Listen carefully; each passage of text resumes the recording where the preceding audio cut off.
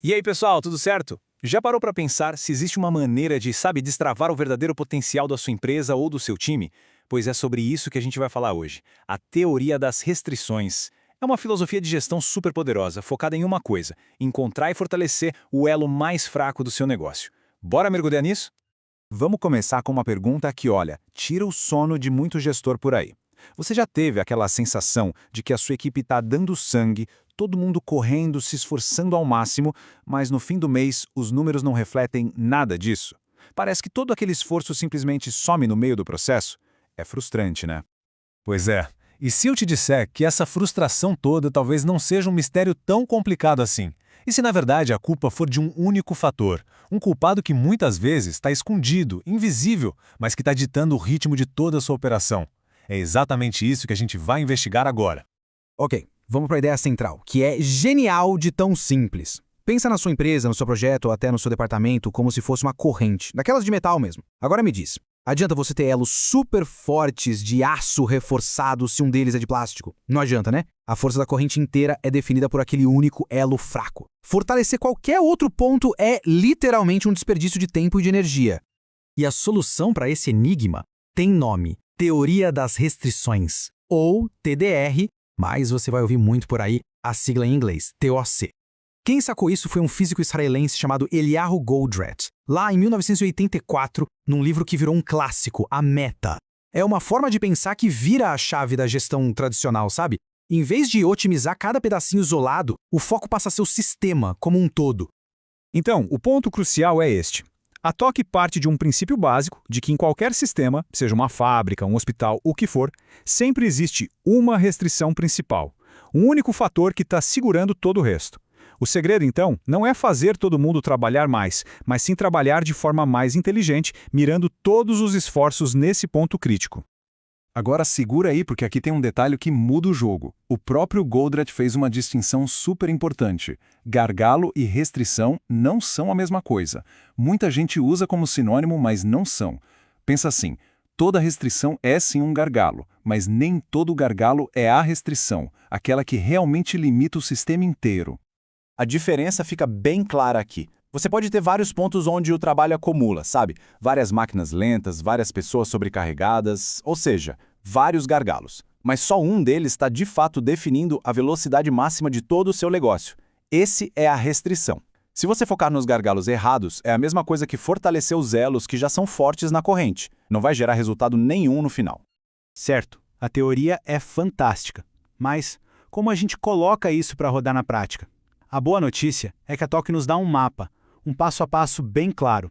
É uma metodologia chamada de os 5 passos focais. Pensa nela como um ciclo de melhoria contínua, que te guia para encontrar e gerenciar essa restrição de um jeito bem sistemático. São 5 passos, bem simples, super lógicos e, olha, extremamente poderosos se você aplicar eles na ordem certinha. Vamos dar uma olhada.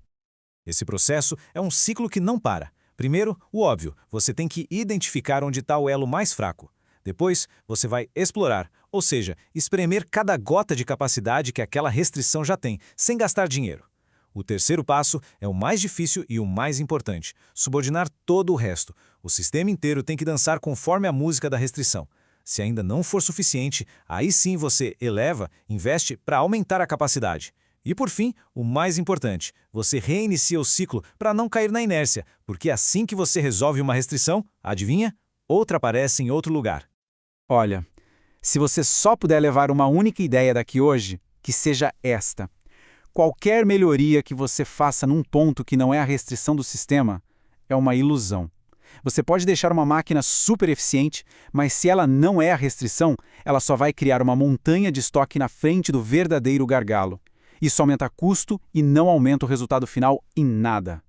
E se você está pensando que isso é só papo para chão de fábrica, pode esquecer. A beleza da teoria das restrições é que ela é universal. É uma lógica que funciona em qualquer sistema, de um hospital a um time de desenvolvimento de software. E a variedade de aplicações é impressionante, sério.